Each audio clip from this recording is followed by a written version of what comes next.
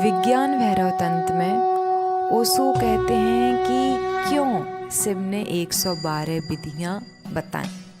ये सवाल पूछ सकता है एक व्यक्ति अपने आप से। तो इसलिए शिव ने 112 विधियां बताई क्योंकि वह समर्पण के बारे में भी बात नहीं करेंगे, क्योंकि समर्पण वास्तव में कोई विधि नहीं है। आप तभी समर्पण करते हैं जब हर विधि, हर प्रयत्न, हर तरीका व्यर्थ हो जाता है। जब आप किसी भी विधि से लक्ष्य तक नहीं पहुंच पाते, आपने अपनी पूरी कोशिश कर ली, आपने हर दरवाजे पर दस्तक दी है और कोई भी दरवाजा खुला नहीं। आप सभी रास्तों से गुजर चुके हैं और कोई रास्ता नहीं पहुंचाता आपको वहाँ जहाँ आपको जाना। आपने वह सब कुछ कर लिया है जो आप कर सकते थे और अब आप असहाय महसूस करते हैं। उस पूर्ण असहायता में ही समर्पण होता है। इसलिए समर्पण के मार्ग पर कोई विधि नहीं, लेकिन समर्पण क्या है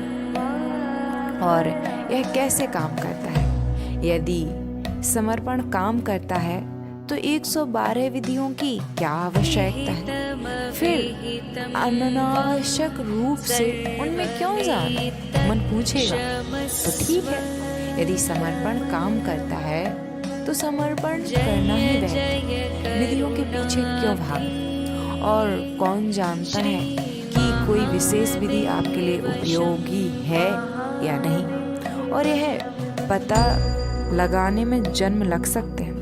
इसलिए समर्पण करना अच्छा है, लेकिन कठिन है। यह दुनिया की सबसे कठिन चीज है। विधियां कठिन नहीं होती, वे आसान हैं। आप स्वयं को प्रशिक्षित कर सकते हैं, लेकिन समर्पण के लिए आप स्वयं को प्रशिक्षित नहीं कर सकते। कोई प्रशिक्षण नहीं है। आप यह नहीं पूछ सकते कि समर्पण कैसे करें। यह सवाल ही बेतुका है। आप समर्पण कर सकते हैं। क्या आप प्रेम करना कैसे सीख सकते हैं? क्या आप प्रेम करना कैसे सीख सकते हैं? प्रेम या तो होता है या नहीं होता है, लेकिन आप प्रेम करना नहीं पूछ सकते। और अगर कोई आपको प्रेम करना सिखाता है तो याद रखिए, आप कभी प्रेम करने में सक्षम नहीं होंगे। एक बार प्रेम करने की तकनीक आपको बता दी जाए तो आप उस तकनीक से चिपके रहेंगे। इसलिए अभिनेता प्रेम नहीं कर सकते। उन्हें इतनी सारी तकनीकें, इतने सारे तरीके पता है, और हम सब अभिनेता ही हैं। एक बार जब आपको प्रेम करने की तरकीब पता चल जाए तो प्रेम पनप नहीं पाएगा, क्योंकि आप एक दिखावा, एक छल खड़ा कर सकते हैं और उस छल के साथ उससे बाहर हो जाते हैं, उसमें शामिल नहीं होते। आप सुरक्षित हो जाते हैं। प्रेम का अर्थ है पूरी तरीके से खुला होना, अपनी कमजोरियों को स्वीकार करना। यह खतरनाक है। इससे असुरक्षा की भावना पैदा होती है। हम यह नहीं पूछ सकते कि प्रेम कैसे करें। हम यह नहीं पूछ सकते समर्पण कैसे करें। यह होता है, प्रेम होता है, समर्पण होता है। प्रेम और समर्पण गहराई से एक है, लेकिन यह क्या है। और यदि हम यह नहीं जान सकते कि समर्पण क्या है, तो कम से कम यह तो जान ही सकते हैं कि स्वयं को समर्पण करने से कैसे रोका जाए। हम स्वयं को समर्पण करने से कैसे बचा सकते हैं, यह जाना जा सकता है और यह सहायक है। ऐसा क्यों है कि आपने अभी तक समर्पण नहीं किया है? समर्पण न करने की आपकी तकनीक क्या है? यदि आप अभी तक प्रेम में नहीं पड़े हैं तो असली समस्या प्रेम कैसे करें यह नहीं है। असली समस्या यह है कि जाकर यह पता लगाइए कि प्रेम के बिना कैसे जी रहे हैं। आपकी चाल क्या है, आपकी तकनीक क्या है, आपकी संरचना क्या है, आपकी रक्षात्मक संरचना क्या है। आप प्रेम के बिना कैसे जी सकते हैं। इसे समझा जा सकता है और इसे समझा जाना चाहिए। पहली बात, हम अहंकार अहंकार के साथ, अहंकार के केंद्र में जीते हैं। मैं हूँ, लेकिन यही नहीं जानता कि मैं कौन हूँ। मैं बार बार कहता हूँ मैं हूँ, यह मैं हूँ का भाव झूठा है, क्योंकि मैं नहीं जानता कि मैं कौन हूँ। और जब तक मैं नहीं जान लेता कि मैं कौन हूँ, मैं कैसे कह सकता हूँ यह मैं एक झूठा मैं है। यह झूठा मैं अहंकार है। यह एक रक्षा तंत्र है। यह आपको समर्पण से बचाता है। आप समर्पण नहीं कर सकते, लेकिन आप इसे रक्षा तंत्र के प्रति जागरूक हो सकते हैं। यदि आप इसके प्रति जागरूक हो जाते हैं तो यह विलीन हो जाता है धीरे धीरे। आप इसे मजबूत नहीं करते। आप एक दिन आप महसूस करने लगते हैं कि मैं नहीं हूँ। जिस क्षण मैं नहीं हूँ महसूस करते हैं, समर्पण हो जाता है।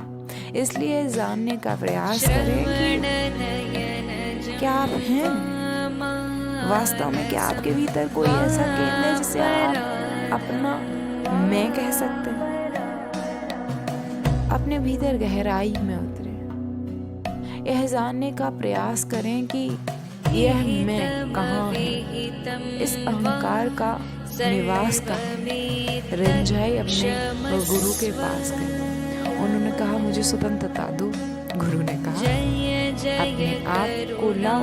अगर तुम हो तो मैं तुम्हें मुक्त कर दूंगा, लेकिन अगर तुम नहीं हो तो तुम्हें कैसे मुक्त कर सकता हूँ। तुम पहले से ही मुक्त हो। और मुक्ति, उनके गुरु ने कहा तुम्हारी मुक्ति नहीं है, वास्तव में मुक्ति तुमसे मुक्ति है। वास्तव में मुक्ति तुमसे मुक्ति है। इसलिए जाओ और पता लगाओ कि यह मैं कहाँ है, तुम कहाँ हो, फिर पास आओ। यही ध्यान है। जाओ और ध्यान करो। तो शिष्य रिंझाई हफ्तों महीनों तक ध्यान करता रहे और फिर आता है। फिर वह कहता है मैं शरीर नहीं हूँ, मैंने बस इतना ही पाया। तो गुरु कहते हैं इतना तो तुम मुक्त हो गए हो, फिर जाओ पता लगाओ, पता लगाने की कोशिश करो। फिर वह कोशिश करता है, ध्यान करता है और उसे पता चलता है कि मैं अपना मन नहीं हूँ, क्योंकि मैं अपने विचारों को देख सकता हूँ। इसलिए देखने वाला और देखे जाने वाला अलग अलग होते हैं। मैं अपना मन नहीं हूँ।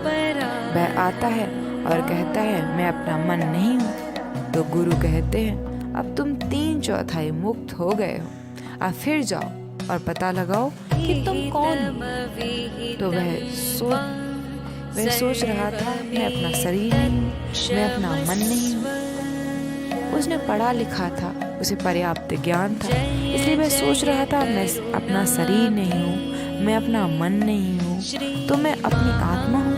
लेकिन उसने ध्यान किया और तब उसे पता लगा कि कोई आत्मा नहीं है, कोई प्राण नहीं है, क्योंकि वह आत्मा केवल आपकी मानसिक जानकारी है, मात्र सिद्धांत है, शब्द है, दर्शन है।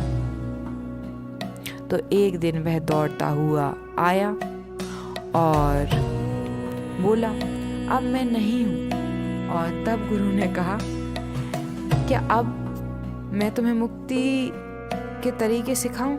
रिंझाई ने कहा मैं मुक्त हूँ क्योंकि मैं नहीं हूँ। बंधन में रहने वाला कोई नहीं है, बस मैं बस एक विशाल शून्य है, एक शून्यता है। केवल शून्यता ही मुक्त हो सकती है। यदि आप कुछ हैं तो बंधन में हो, यदि आप हैं तो आप बंधन में हो। केवल एक शून्य, एक खाली स्थान ही मुक्त हो सकता है, तब आप उसे बांध नहीं सकते। रिंझाई दौड़ते हुए आया और बोला मैं नहीं, यही मुक्ति है। और पहली बार उसने अपने गुरु के चरणों को छुआ, पहली बार, वास्तव में नहीं, क्योंकि वह पहले कई बार उन्हें छू चुका था। लेकिन गुरु ने कहा पहली बार तुमने मेरे प्राणों, मेरे चरणों को छुआ। रिंझाई ने पूछा आप पहली बार क्यों कहते हैं? मैं तो आपको चरणों को कई बार छू चुका हूँ, गुरु ने कहा, लेकिन तुम वहाँ थे तो तुम मेरे चरणों को कैसे छू सकते थे? जब तुम पहले से ही वहाँ थे, जब तुम वहाँ हो तो तुम मेरे चरण को कैसे छू सकते हो? मैं कभी किसी के चरण को नहीं छू सकता, भले ही देखने में ऐसा लगे कि वह किसी के चरण को छू रहा है, असल में वह अपने ही चरण छू रहा है, बस अप्रत्यक्ष रूप से। तुमने मेरे चरणों को पहली बार छुआ, गुरु ने कहा, क्योंकि अब तुम नहीं हो और यह आखिरी बार भी है। गुरु ने कहा, पहला और आखिरी समर्पण तब होता है जब तुम नहीं होते, इसलिए तुम समर्पण नहीं कर सकते। इसलिए समर्पण कोई तकनीक नहीं हो सकती, तुम समर्पण नहीं कर सकते, तुम ही बाधा हो। जब तुम नहीं होते तब समर्पण होता है, इसलिए आप और समर्पण एक साथ नहीं रह सकते। आप और समर्पण के बीच कोई अस्तित्व नहीं है, या तो आप हैं या समर्पण है। इसलिए पता लगाइए कि आप कहाँ हैं, आप कौन हैं। यह खोज अनेक आश्चर्यजनक परिणाम देती है। रमन महर्षि कहा करते थे, जांच करो कि मैं कौन हूँ। इसे गलत समझा गया, यहाँ तक कि उनके सबसे करीबी शिष्यों ने भी इसका अर्थ नहीं समझा। वे सोचते थे कि यह वास्तव में मैं कौन हूँ जानने की खोज है। ऐसा नहीं है। यदि मैं कौन हूँ की खोज करते रहेंगे तो आप इस निष्कर्ष पर पहुँच जाएंगे कि आप नहीं हैं। यह वास्तव में मैं कौन हूँ जानने की खोज नहीं है, वास्तव में विलीन होने की खोज है। मैंने कई लोगों को यह तकनीक सिखाई है कि वे अपने शरीर में मैं कौन हूँ की खोज करें। फिर 1 या 2 महीने बाद वे मेरे पास आकर बोलते हैं, मुझे अभी तक मैं कौन हूँ का उत्तर नहीं मिला।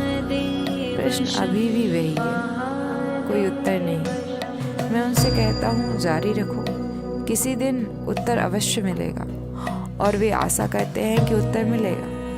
कोई उत्तर नहीं मिलेगा, केवल प्रश्न ही समाप्त हो जाएगा। कोई उत्तर नहीं मिलेगा कि तुम यह हो, केवल प्रश्न, मैं कौन हूँ, यह पूछने के लिए कोई नहीं बचेगा। यहाँ तक कि मैं कौन हूँ भी नहीं। और तब आपको पता चल जाएगा, जब मैं नहीं होता तब वास्तविक मैं प्रकट होता है। जब अहंकार नहीं होता तब आप पहली बार अपने अस्तित्व का अनुभव करते हैं। वह अस्तित्व शून्य है, तब आप समर्पण कर सकते हैं। तब आपने समर्पण कर दिया, अब आप समर्पण में हैं। इसलिए कोई तकनीक नहीं हो सकती, या केवल नकारात्मक तकनीकें ही हो सकती हैं, जैसे मैं कौन हूँ की यह खोज। समर्पण कैसे काम करता है? यदि आप समर्पण करते हैं तो क्या होता है, यह समझेंगे कि विधियाँ कैसे काम करती हैं। हम विधियों की गहराई में जाएंगे और हम जानेंगे कि वे कैसे काम करती हैं। उनके काम करने का एक वैज्ञानिक आधार है। जब आप समर्पण करते हैं तो आप एक घाटी बन जाते हैं। जब आप अहंकारी होते हैं तो आप शिखर के समान हैं। अहंकारी का अर्थ है आप सबसे ऊपर हैं, आपसे ऊपर कोई नहीं है। दूसरे आपको पहचान या ना पहचान एक अलग बात है। दूसरे आपको पहचाने या ना पहचाने एक अलग बात है। आप जानते हैं कि आप सबसे ऊपर हैं, आप एक शिखर के समान हैं। कोई भी आप में प्रवेश नहीं कर सकता। जब कोई समर्पण करता है तो वह घाटी के समान हो जाता है। वह गहराई बन जाता है, ऊंचाई नहीं। तब संपूर्ण अस्तित्व हर ओर से उसमें समाहित होने लगता है। वह बस एक निर्वात, एक गहराई, एक अथाह असीम हो जाता है। संपूर्ण अस्तित्व हर ओर से उसमें समाहित होने लगता है। आप कह सकते